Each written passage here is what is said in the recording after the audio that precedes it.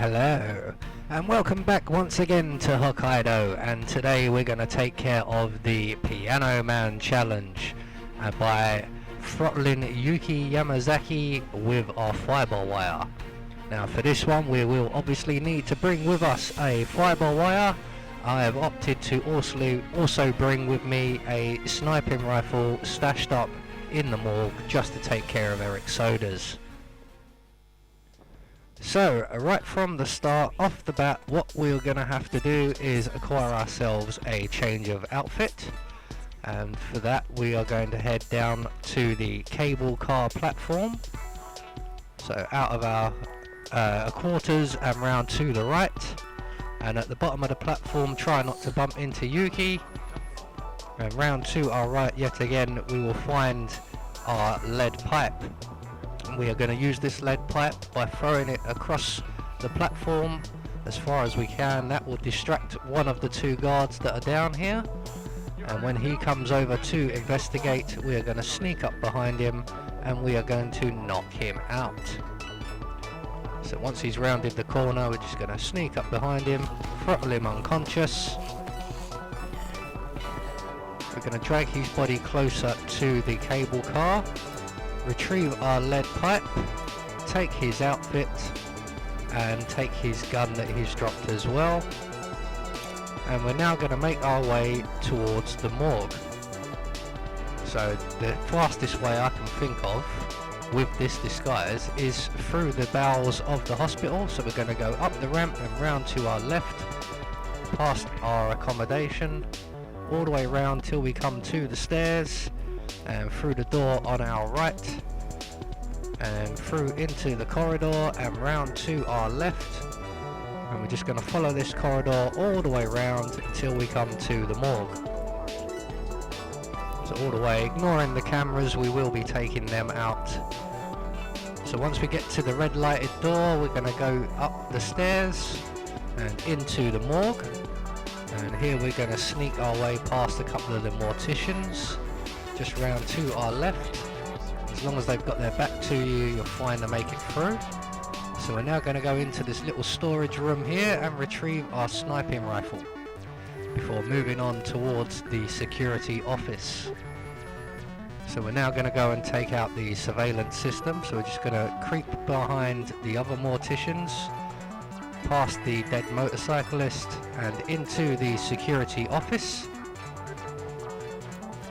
where we will knock out the guard. We're going to hide his body in the cupboard, and we're going to take his gun and disable the surveillance system.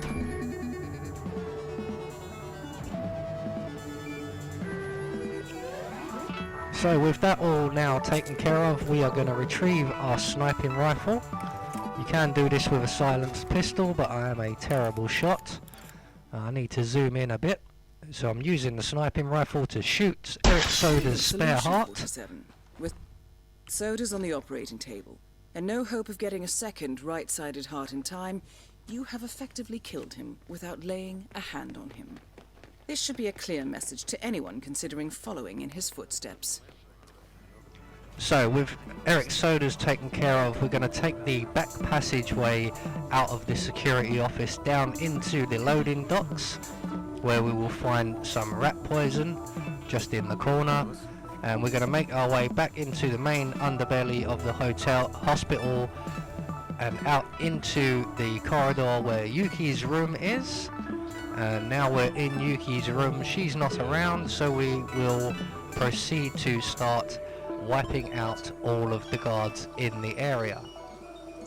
So we're just going to use the toilet as a distraction to distract one of the guards from the living room, make our way behind the partition, drop our briefcase, select our lead pipe and eliminate our first guard when he comes to investigate.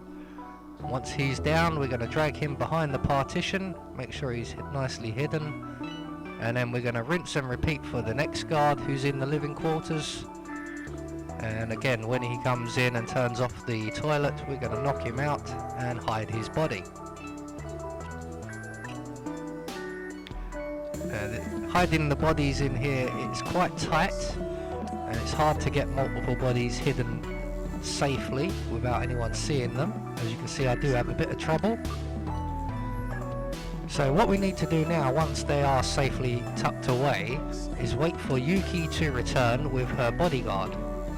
Now luckily, because that is such a struggle getting those bodies behind that partition, Yuki is miles away. So we're going to wait for her to arrive. And once she's investigated that she's got no cigarettes, she will move away into the next room, and we can take out her bodyguard and drag him behind the partition with his friends. So Yuki's moving away now, so we're just going to exit the bathroom and knock out her personal bodyguard. There he goes. We're going to grab his gun, grab his body, and we're going to drag him into the bathroom and behind the partition. Now again, this takes a little bit of time. I struggle so much with this that Yuki actually leaves the apartments before I'm done. See, I almost got him there and then he just falls back every time. It's like, move, just stay where I put you. Now your leg's sticking out. What is the matter with you, man? Just cooperate. See, I'm still not quite happy with that, but as I said, Yuki has left the apartment, so I'm going to grab one of these guys and I'm going to hide him in the closet in the living room. There we go. Back into the bathroom, and we're just going to tuck this guy back up behind the partition nice and neat. You can get away with it 2, 3 is a real struggle, but I'd say that looks pretty good. So now all we've got to do is make Yuki sick, so we're going to exit the bathroom and we're going to enter into the bedroom area, and on the desk on the corner we will find a bottle of water, and we're going to use the rat poison we picked up on the bottle of water. That will make Yuki sick. She will come into the bathroom to throw up, and we can then pounce on her with our fibre wire. So we're going to make our way back into the bathroom, select our aforementioned fibre wire, and await the arrival of Yuki. So once she comes back in, she'll go discover her cigarettes are still not there, go and I believe make a phone call, I'm not entirely sure, and then she will go to the desk and take a drink from the bottle of water. And then she will get very, very sick, and she will make her way directly to her death. So she's drinking from the bottle now. There she goes. A little white dot will become hollow. There we go. She is now no longer enforcing anything but the contents of her stomach. So when she makes her way into the bathroom, we are going to wait where we are until the door closes before we move out and get behind her and use our fibre wire to garrote her. So here she is now. Just once the door closes, we can move into position, select the right button. We don't want to drown her. And there goes Yuki. That's both targets down. Time to find an exit. We're done here. So there you go, that will get you the Piano Man challenge. All we've got to do, like Diana said, is head towards an exit, and as usual I will be taking the cable car exit as it is the nearest and easiest to access. So there you go, I don't think anyone will find Yuki's body in there. We took out her bodyguard, he's the only one who would go looking for her.